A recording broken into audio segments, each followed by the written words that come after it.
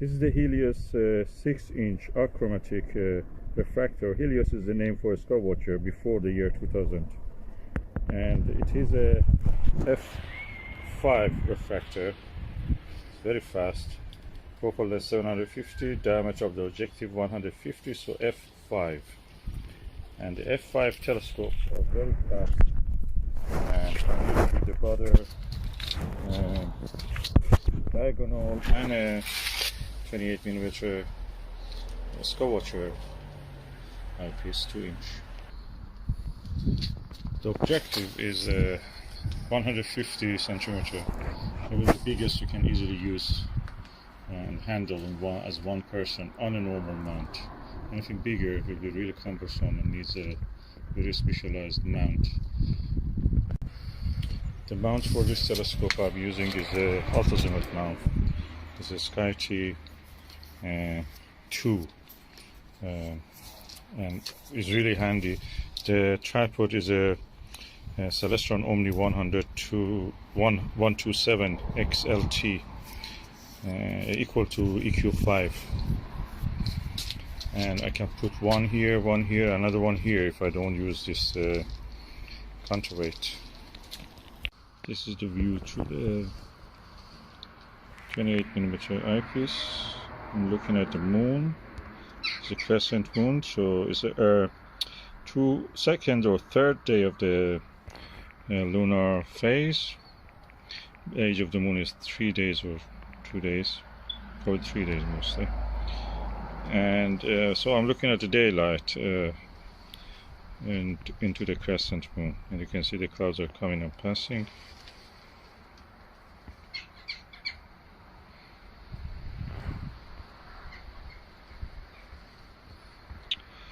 So it's not as good as the view is not as good as when it is the sky background is dark, but yet you can see some craters. I can see Proteus, the large crater.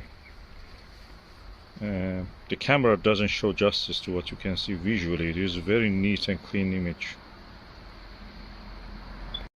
I tried to enhance the features on this photograph, but the actual view is more detailed than this. When you visually look at it, you see a lot more, and I have put some of the names on this image also.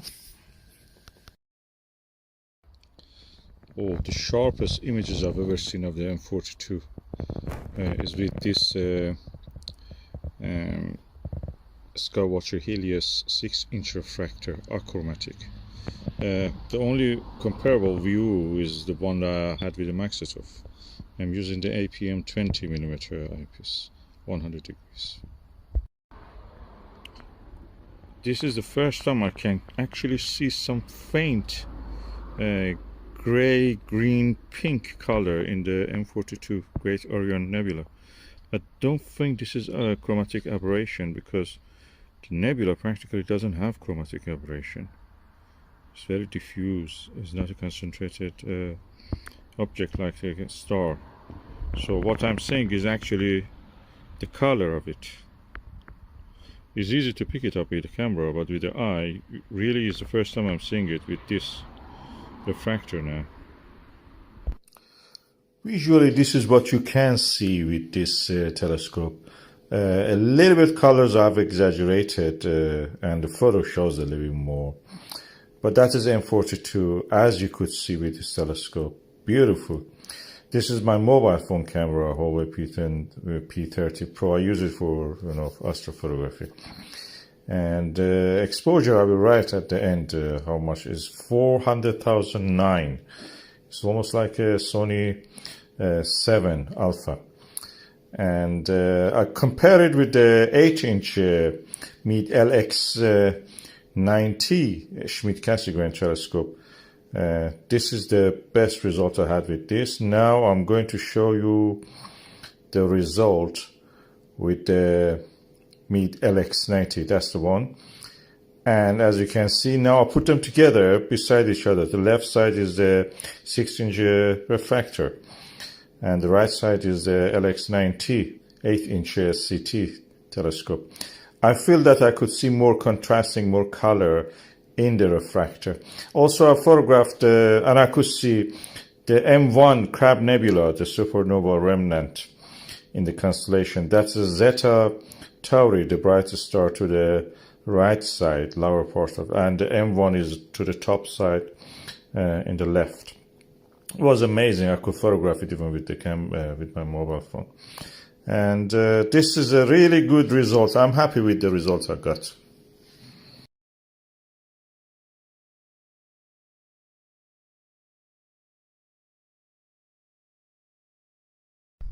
Okay, I'm using the 6-inch Skywatcher refractor. It's a achromatic and it's 15 centimeter objective lens size. It's elegant. The purity of the image is amazing. Okay, I use this telescope to look at the Orion belt region. I could see the Orion nebula. The lens is very good. 15 centimeter of the lens, objective lens. A doublet is well baffled also inside the tube, so stray light from external sources cannot really bother you too much.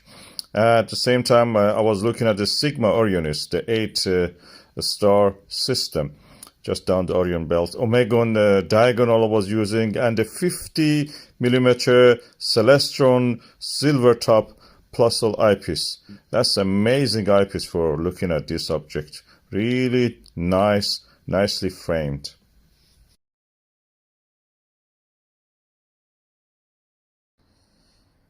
The two brighter members of the low triplet, those M65 and M66, they're very clear and visible. The other NGC one is a little bit fainter, but I'm surprised. That's very well visible. You can see it.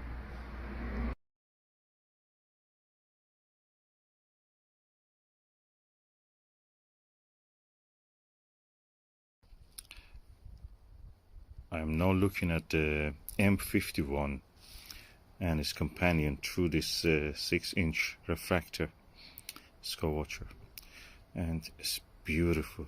It's big.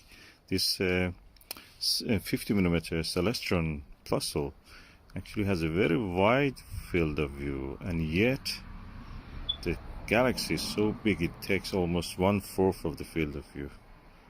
1/5, I should say. Yes, it's very visible, extended object, brighter than any member in the Lowe's triplet.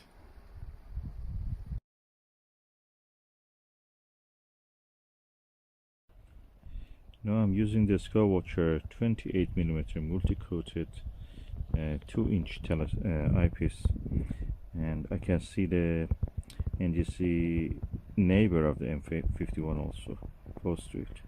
They're all surrounded with a halo around them. It's beautiful. It's one of the most beautiful scenes I've seen. This is a good eyepiece also. 28mm is the optimum.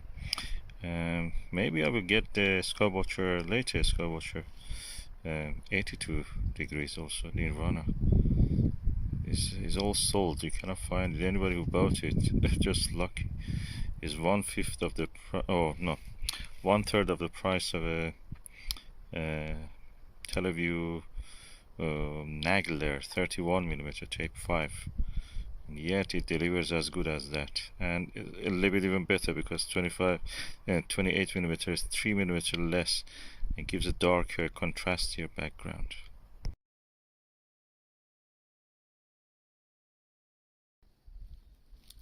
Wow, I have now decreased the focal length of the eyepiece from 28 to 14, half magnification doubled.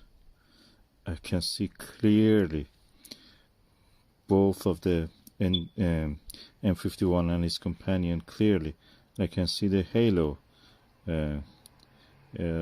shadow of the halo of a spiral arms of the M51 going toward the companion.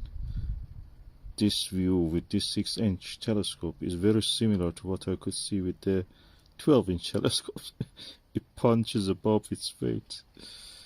This is equal to double its aperture in the Newtonian.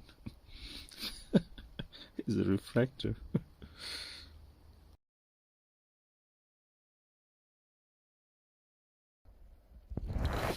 Okay, I just want to show you, this is the 28mm again Skywatcher eyepiece. The eyepiece that comes standard with the larger refractors and reflectors of the Skywatcher. And setting is this bright street light. And it's despite that I can see the Crab Nebula M1 with this. The sky is so bright, almost orange, but I can't with this see the M1. I found the Zeta Tauris and M1 was just there. So beautiful.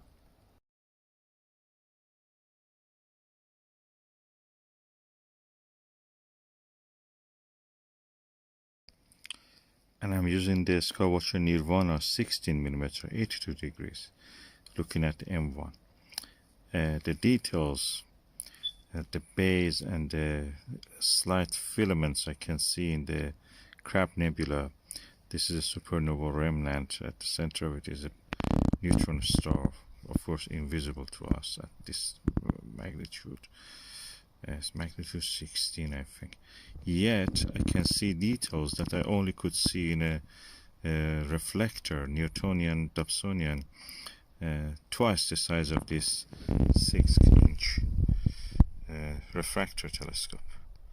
So this 6-inch shows me the details I could see with the 12-inch reflector. It's so elegant.